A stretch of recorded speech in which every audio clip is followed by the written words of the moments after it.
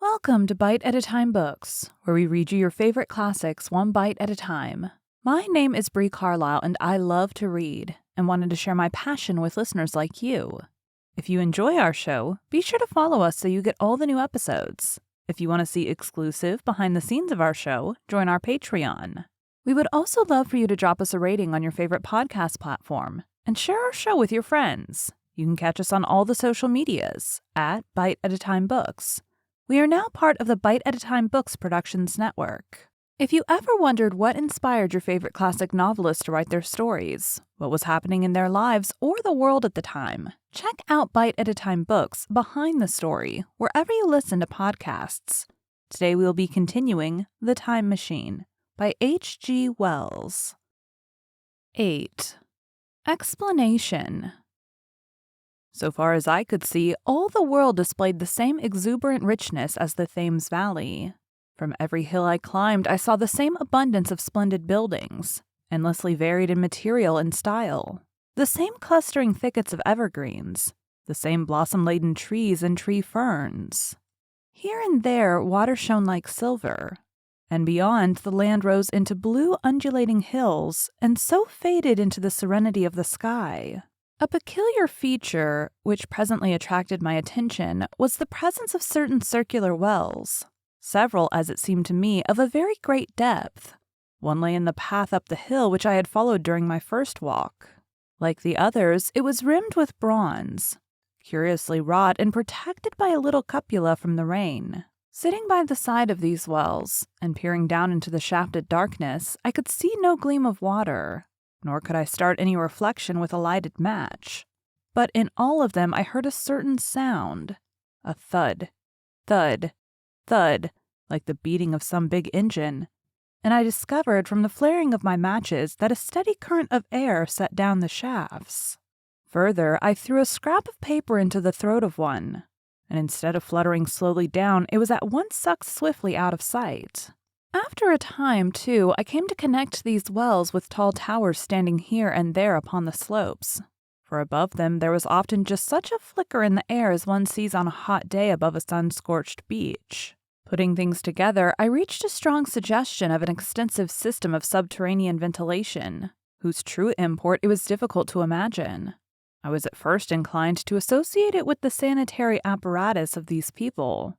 It was an obvious conclusion, but it was absolutely wrong. And here I must admit that I learned very little of drains and bells and modes of conveyance, and the like conveniences, during my time in this real future. In some of these visions of utopias and coming times which I have read, there is a vast amount of detail about building and social arrangements and so forth. But while such details are easy enough to obtain when the whole world is contained in one's imagination, they are altogether inaccessible to a real traveler amid such realities as I found here. Conceive the tale of London, which a Negro, fresh from Central Africa, would take back to his tribe. What would he know of railway companies, of social movements, of telephone and telegraph wires, of the parcels delivery company, and postal orders and the like? Yet we, at least, should be willing enough to explain these things to him. And even of what he knew, how much could he make his untraveled friend either apprehend or believe? Then, think how narrow the gap between a Negro and a white man of our own times, and how wide the interval between myself and these of the Golden Age. I was sensible of much which was unseen, and which contributed to my comfort, but save for a general impression of automatic organization, I fear I can convey very little of the difference to your mind. In the matter of sepulture, for instance, I could see no signs of crematoria, nor anything suggestive of tombs, but it occurred to me that possibly there might be cemeteries or crematoria somewhere beyond the range of my explorings. This again was a question I deliberately put to myself, and my curiosity was at first entirely defeated upon the point. The thing puzzled me, and I was led to make a further remark, which puzzled me still more. That aged and infirm among this people there were none. I must confess that my satisfaction with my first theories of an automatic civilization and a decadent humanity did not long endure, yet I could think of no other. Let me put my difficulties. The several big palaces I had explored were mere living places, Great dining halls and sleeping apartments. I could find no machinery, no appliances of any kind. Yet these people were clothed in pleasant fabrics that must at times need renewal, and their sandals, though undecorated, were fairly complex specimens of metalwork. Somehow such things must be made, and the little people displayed no vestige of a creative tendency. There were no shops, no workshops, no sign of importations among them. They spent all their time in playing gently, in bathing in the river, in making love in a half-playful fashion, in eating fruit and sleeping. I could not see how things were kept going. Then again, about the time machine. Something, I knew not what, had taken it into the hollow pedestal of the White Sphinx. Why? For the life of me I could not imagine. Those waterless wells, too. Those flickering pillars. I felt I lacked a clue. I felt... how shall I put it? Suppose you found an inscription, with sentences here and there in excellent plain English, and interpolated therewith others made up of words, of letters even, absolutely unknown to you. Well, on the third day of my visit, that was how the world of 802,701 presented itself to me. That day, too, I made a friend, of a sort. It happened that as I was watching some of the little people bathing in a shallow, one of them was seized with cramp and began drifting downstream. The main current ran rather swiftly, but not too strongly for even a moderate swimmer. It will give you an idea, therefore, of the strange deficiency in these creatures, when I tell you that none made the slightest attempt to rescue the weakly crying little thing which was drowning before their eyes. When I realized this, I hurriedly slipped off my clothes, and, wading in at the point lower down, I caught the poor mite and drew her safe to land. A little rubbing of the limbs soon brought her round, and I had the satisfaction of seeing she was all right before I left her. I had got to such a low estimate of her kind that I did not expect any gratitude from her. In that, however, I was wrong. This happened in the morning. In the afternoon, I met my little woman, as I believe it was, as I was returning towards my center from an exploration, and she received me with cries of delight and presented me with a big garland of flowers, evidently made for me and me alone. The thing took my imagination. Very possibly I had been feeling desolate. At any rate, I did my best to display my appreciation of the gift. We were soon seated together in a little stone arbor, engaged in conversation, chiefly of smiles. The creature's friendliness affected me exactly as a child's might have done. We passed each other flowers, and she kissed my hands. I did the same to hers. Then I tried to talk, and found that her name was Weena, which, though I don't know what it meant, somehow seemed appropriate enough. That was the beginning of a queer friendship, which lasted a week and ended, as I will tell you. She was exactly like a child. She wanted to be with me always. She tried to follow me everywhere, and on my next journey out and about, it went to my heart to tire her down and leave her at last, exhausted and calling after me rather plaintively. But the problems of the world had to be mastered. I had not, I said to myself, come into the future to carry on a miniature flirtation. Yet her distress when I left her was very great. Her expostulations at the parting were sometimes frantic, and I think, altogether, I had as much trouble as comfort from her devotion. Nevertheless, she was, somehow, a very great comfort. I thought it was mere childish affection that made her cling to me, until it was too late.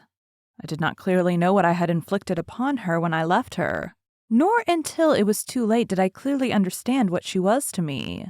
For, by merely seeming fond of me, and showing in her weak, futile way that she cared for me, the little doll of a creature presently gave my return to the neighborhood of the White Sphinx almost the feeling of coming home, and I would watch for her tiny figure of white and gold so soon as I came over the hill. It was from her, too, that I learned that fear had not yet left the world. She was fearless enough in the daylight, and she had the oddest confidence in me. For once, in a foolish moment, I made threatening grimaces at her, and she simply laughed at them. But she dreaded the dark, dreaded shadows, dreaded black things. Darkness to her was the one thing dreadful. It was a singularly passionate emotion, and it set me thinking and observing. I discovered then, among other things, that these little people gathered into the great houses after dark and slept in droves. To enter upon them without a light was to put them into tumult of apprehension. I never found one out of doors, or one sleeping alone within doors after dark. Yet I was still such a blockhead that I missed the lesson of that fear, and in spite of Weena's distress, I insisted upon sleeping away from these slumbering multitudes. It troubled her greatly, but in the end her odd affection for me triumphed, and for 5 of the nights of our acquaintance, including the last night of all, she slept with her head pillowed on my arm. But my story slips away from me as I speak of her. It must have been the night before her rescue that I was awakened about dawn. I had been restless, dreaming most disagreeably that I was drowned and that sea anemones were feeling over my face with their soft palps. I woke with a start, and with an odd fancy that some grayish animal had just rushed out of the chamber, I tried to get to sleep again, but I felt restless and uncomfortable. It was that dim gray hour when things are just creeping out of darkness, when everything is colorless and clear-cut and yet unreal. I got up and went down into the great hall, and so out upon the flagstones in front of the palace, I thought I would make a virtue of necessity and see the sunrise. The moon was setting, and the dying moonlight and the first pallor of dawn were mingled in a ghastly half-light. The bushes were inky black, the ground a somber gray, the sky colorless and cheerless, and up the hill I thought I could see ghosts. 3 several times as I scanned the slope, I saw white figures. Twice I fancied I saw a solitary white ape-like creature running rather quickly up the hill, and once near the ruins I saw a leash of them carry some dark body. They moved hastily. I did not see what became of them. It seemed that they vanished among the bushes. The dawn was still indistinct, you must understand. I was feeling that chill, uncertain early morning feeling you may have known. I doubted my eyes. As the eastern sky grew brighter, and the light of the day came on, and its vivid coloring returned upon the world once more, I scanned the view keenly. But I saw no vestige of my white figures. They were mere creatures of the half-light. They must have been ghosts, I said. I wonder whence they dated. For a queer notion of Grant Allen's came into my head and amused me. If each generation die and leave ghosts, he argued, the world at last will get overcrowded with them.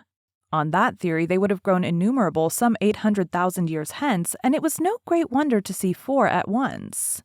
But the jest was unsatisfying, and I was thinking of these figures all the morning until Weena's rescue drove them out of my head. I associated them in some indefinite way with the white animal I had startled in my first passionate search for the time machine. But Weena was a pleasant substitute. Yet all the same, they were soon destined to take far deadlier possession of my mind. I think I have said how much hotter than our own was the weather of this golden age. I cannot account for it. It may be that the sun was hotter, or the earth nearer the sun. It is usual to assume that the sun will go on cooling steadily in the future. But people, unfamiliar with such speculations as those of the younger Darwin, forget that the planets must ultimately fall back one by one into the parent body. As these catastrophes occur, the sun will blaze with renewed energy, and it may be that some inner planet had suffered this fate. Whatever the reason, the fact remains that the sun was very much hotter than we know it. Well, one very hot morning, my 4th, I think, as I was seeking shelter from the heat and glare in a colossal ruin near the great house where I slept and fed, there happened this strange thing. Clambering among these heaps of masonry, I found a narrow gallery, whose end and side windows were blocked by fallen masses of stone. By contrast with the brilliancy outside, it seemed at first impenetrably dark to me. I entered it groping, for the change from light to blackness made spots of color swim before me. Suddenly I halted spellbound. A pair of eyes luminous by reflection against the daylight without was watching me out of the darkness. The old instinctive dread of wild beasts came upon me. I clenched my hands and steadfastly looked into the glaring eyeballs. I was afraid to turn. Then the thought of the absolute security in which humanity appeared to be living came to mind, and then I remembered that strange terror of the dark. Overcoming my fear to some extent, I advanced a step and spoke. I will admit that my voice was harsh and ill-controlled. I put out my hand and touched something soft. At once the eyes darted sideways, and something white ran past me. I turned with my heart in my mouth, and I saw a queer little ape-like figure, its head held down in a peculiar manner, running across the sunlit space behind me. It blundered against a block of granite, staggering aside, and in a moment was hidden in a black shadow beneath another pile of ruined masonry. My impression of it is, of course, imperfect, but I know it was a dull white and had strange large grayish-red eyes, also that there was flaxen hair on its head and down its back. But as I say, it went too fast for me to see distinctly. I cannot even say whether it ran on all fours or only with its forearms held very low. After an instant's pause, I followed it into the second heap of ruins. I could not find it at first, but after a time in the profound obscurity, I came upon one of those round, well-like openings, of which I have told you, half closed by a fallen pillar. A sudden thought came to me. Could this thing have vanished down the shaft? I lit a match, and looking down I saw a small white moving creature, with large bright eyes which regarded me steadfastly as it retreated. It made me shudder. It was so like a human spider. It was clambering down the wall, and now I saw for the first time a number of metal foot and hand rests forming a kind of ladder down the shaft. Then the light burned my fingers and fell out of my hand, going out as it dropped, and when I had lit another, the little monster had disappeared. I do not know how long I sat peering down that well. It was not for some time that I could succeed in persuading myself that the thing I had seen was human. But gradually, the truth dawned on me. That man had not remained one species, but had differentiated into two distinct animals. That my graceful children of the upper world were not the sole descendants of our generation, but that this bleached, obscene, nocturnal thing, which had flashed before me, was also heir to all the ages. I thought of the flickering pillars, and of how my theory of an underground ventilation. I began to suspect their true import. And what, I wondered, was this lemur doing in my scheme of a perfectly balanced organization? How was it related to the indolent serenity of the beautiful overworlders? And what was hidden down there at foot of that shaft? I sat upon the edge of the well, telling myself that at any rate, there was nothing to fear, and that there I must descend for the solution of my difficulties. And withal, I was absolutely afraid to go. As I hesitated, two of the beautiful upworld people came running in their amorous sport across the daylight in the shadow. The male pursued the female, flinging flowers at her as he ran. They seemed distressed to find me, my arm against the overturned pillar, peering down the well. Apparently it was considered bad form to remark these apertures, for when I pointed to this one and tried to frame a question around it in their tongue, they were still more visibly distressed and turned away. But they were interested by my matches, and I struck some to amuse them. I tried them again about the well, and again I failed. So presently I left them, meaning to go back to Weena and see what I could get from her. But my mind was already in revolution. My guesses and impressions were slipping and sliding to a new adjustment. I had now a clue to the import of these wells, to the ventilating towers, to the mystery of the ghosts, to say nothing of a hint at the meaning of the bronze gates and the fate of the time machine. And very vaguely there came a suggestion towards the solution of the economic problem that had puzzled me. Here was the new view. Plainly, this second species of man was subterranean. There were three circumstances in particular which made me think that its rare emergence above ground was the outcome of a long-continued underground habit. In the first place, there was the bleached look common in most animals that live largely in the dark. The whitefish of the Kentucky caves, for instance. Then, those large eyes, with that capacity for reflecting light, are common features of nocturnal things. Witness the owl and the cat. And last of all, that evident confusion in the sunshine, that hasty yet fumbling awkward flight towards dark shadow, and that peculiar carriage of the head while in the light, all reinforced the theory of an extreme sensitiveness of the retina. Beneath my feet, then, the earth must be tunneled enormously, and these tunnelings were the habitat of the new race. The presence of ventilating shafts and wells along the hill slopes, everywhere in fact, except along the river valley, showed how universal were its ramifications. What so natural, then, as to assume that it was in this artificial underworld that such work as was necessary to the comfort of the daylight race was done? The notion was so plausible that I at once accepted it, and went on to assume the how of this splitting of the human species. I dare say you will anticipate the shape of my theory, though, For myself, I very soon felt that I fell far short of the truth. At first, proceeding from the problems of our own age, it seemed clear as daylight to me that the gradual widening of the present, merely temporary and social difference between the capitalist and the laborer was the key to the whole position. No doubt it will seem grotesque enough to you and wildly incredible. And yet, even now, there are existing circumstances to point that way.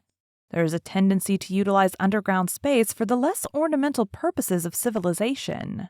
There's the Metropolitan Railway in London, for instance. There are new electric railways. There are subways. There are underground workrooms and restaurants, and they increase and multiply. Evidently, I thought, this tendency had increased till industry had gradually lost its birthright in the sky.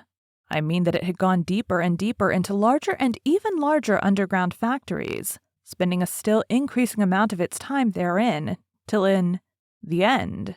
Even now, does not an East End worker live in such artificial conditions as practically to be cut off from the natural surface of the earth? Again, the exclusive tendency of richer people, due, no doubt, to the increasing refinement of their education and the widening gulf between them and the rude violence of the poor, is already leading to the closing, in their interest, of considerable portions of the surface of the land. About London, for instance, perhaps half the prettier country is shut in against the intrusion, and the same widening gulf, which is due to the length and expense of the higher educational process and the increased facilities for, and temptations towards, refined habits on the part of the rich, will make that exchange between class and class, that promotion by intermarriage which at present retards the splitting of our species along lines of social stratification, less and less frequent. So, in the end, above ground you must have the haves, pursuing pleasure and comfort and beauty, and below ground the have-nots, the workers getting continually adapted to the conditions of their labor. Once they were there, they would no doubt have to pay rent, and not a little of it, for the ventilation of their caverns, and if they refused, they would starve or be suffocated for arrears. Such of them as were constituted as to be miserable and rebellious would die. And in the end, the balance being permanent, the survivors would become as well adapted to the conditions of underground life, and as happy in their way as the overworld people were to theirs. As it seemed to me, the refined beauty and the etiolated pallor followed naturally enough. The great triumph of humanity I had dreamed of took a different shape in my mind. It had been no such triumph of moral education and general cooperation as I had imagined. Instead, I saw a real aristocracy, armed with a perfect science and working to a logical conclusion, the industrial system of today. Its triumph had not been simply a triumph over nature, but a triumph over nature and the fellow man. This, I must warn you, was my theory at the time. I had no convenient cicerone in the patterns of the utopian books. My explanation may be absolutely wrong. I still think it is the most plausible one. But even on this supposition, the balanced civilization that was at last attained must have long since passed its zenith, and was now far fallen into decay. The too perfect security of the overworlders had led them to a slow movement of degeneration, to a general dwindling in size, strength, and intelligence. That I could see clearly enough already. What had happened to the undergrounders I did not yet suspect, but from what I had seen of the Morlocks, that, by the by, was the name by which these creatures were called. I could imagine that the modification of the human type was even far more profound than among the Eloi, the beautiful race that I already knew. Then came troublesome doubts. Why had the Morlocks taken my time machine? For I felt sure it was they who had taken it. Why, too, if the Eloi were masters, could they not restore the machine to me? And why were they so terribly afraid of the dark? I proceeded, as I have said, to question Weena about this underworld. But here again I was disappointed. At first, she would not understand my questions, and presently she refused to answer them. She shivered as though the topic was unendurable, and when I pressed her, perhaps a little harshly, she burst into tears. They were the only tears, except my own, I ever saw in that golden age. When I saw them, I ceased abruptly to trouble about the Morlocks, and was only concerned in banishing those signs of her human inheritance from Weena's eyes. And very soon she was smiling and clapping her hands, while I solemnly burnt a match. Thank you for joining Bite at a Time Books today, while we read a bite of one of your favorite classics. If you enjoy our show, be sure to follow us so you get all the new episodes. If you want to see exclusive behind the scenes of our show, join our Patreon. We would also love for you to drop us a rating on your favorite podcast platform and share our show with your friends. You can catch us on all the social medias at Bite at a Time Books. Also, be sure to check us on our website, www.biteatatimebooks.com. We are now part of the Bite at a Time Books Productions Network. If you ever wondered what inspired your favorite classic novelists to write their stories, what was happening in their lives or the world at the time, check out Bite at a Time Books Behind the Story, Tuesdays wherever you listen to podcasts. Again, my name is Bree Carlile, and I hope you come back tomorrow while we take the next bite of the time machine.